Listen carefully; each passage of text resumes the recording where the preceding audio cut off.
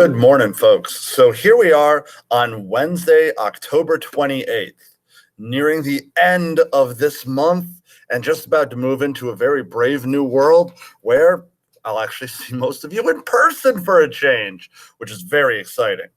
Today, we don't have a whole lot to go over. In class, we're going to be doing some more enzyme review with GimKit and letting people play against each other for high scores and things like that. Our actual notes for today are going to be relatively limited, but let's get into those so that we make sure to take care of it. And I believe what we left off with was right here. The last things that we went over were these 4 different terms that all have to do with an enzyme. So remember, enzymes are the proteins that control chemical reactions. They are catalysts. The substrate is the stuff that the protein, the enzyme, breaks down. The active site is going to be that specific shape that the enzyme has to fit to the substrate. Remember that lock and key model. And if we denature an enzyme, we are changing the shape of the active site so that it no longer functions. The key no longer fits the lock, and now it can't do whatever it was designed to do. We've already labeled a couple of different forms here in class and on your own, but here is one more review to see each of these parts kind of in action. We have our enzyme. Remember, the enzyme is the same at the end as it is at the beginning. It has experienced itself no change in this chemical reaction. The substrate, on the other hand, is the molecule that will fit into the active site. And the substrate will get changed. The substrate will be turned into products, the end result of this chemical reaction. Now, we've been saying that this helps to catalyze chemical reactions. It helps to speed up or utilize chemical reactions. But what reactions? How are we supposed to tell? Well, there are 2 major groups of chemical reactions, and we're only going to have to worry about the major groups. The first one is what we call dehydration synthesis. Now, this is a big word, but take each part separately. If you dehydrate something, you are removing water. H2O. If you synthesize, and many of you may just be getting introduced to this term, but if you synthesize something, you are building it. You are putting it together. So dehydration synthesis literally means that we are going to build something by removing water. And this will take 2 monomers and bond them together into one polymer.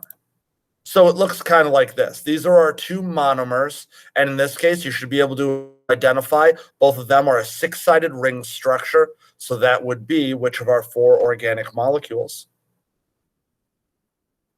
Carbohydrates. And then when they get near each other, notice one of them has an hydrogen sticking off the end. The other one has an OH group sticking off the end. And so these 2 will kind of magnetically clack together and break free as a water molecule. And what that does is it leaves this side of one monomer and this side of the other monomer looking for a bond. They just lost a bond. Now they're looking for one. They're right near each other, and so they click together, like you can see down there.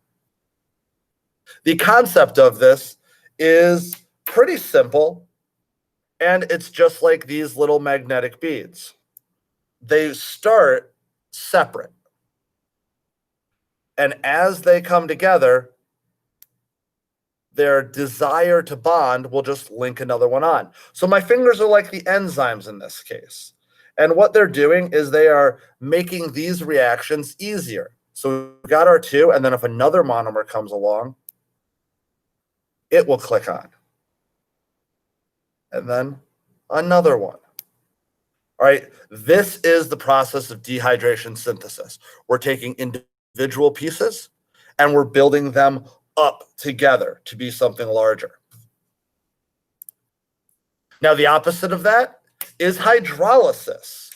And once again, if we look at the name, hydro was one of those 4 terms that I asked everybody to know from Latin. Water. And lysis is also on your Latin sheet, to break. So this is now breaking with water. The first one, build by removing water. This one breaks by adding water. So it's literally just going in the opposite direction. So now we're going to take our polymer that's built. We're going to have a water molecule get pushed in there by the enzyme, and that's going to result in two separate monomers, once again restored. So this is the note sheet. Just remember, when you have a long polymer like this, dehydration synthesis will take new pieces and put it together. Hydrolysis will start to tear these little pieces apart so that instead you're left with the individual subunits, the individual pieces, the building blocks that would make the entire molecule.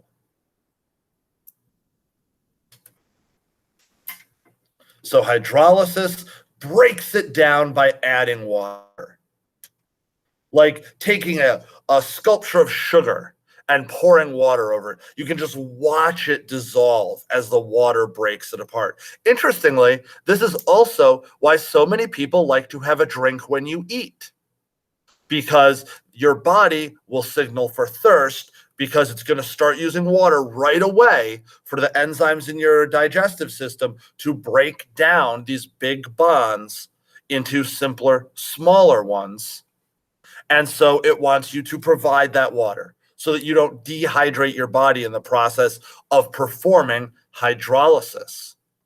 And then afterwards, oh, you worked out, so your muscles are so sore. What's going on there is now those building blocks that you have from your food are going to start getting put back together again into these larger polymers like muscle tissue. And that might also explain why, after you've worked out, at least for a little bit, usually when everything still hurts, your muscles seem a little bit swollen and larger. They are actually releasing water to that surrounding area, causing additional swelling.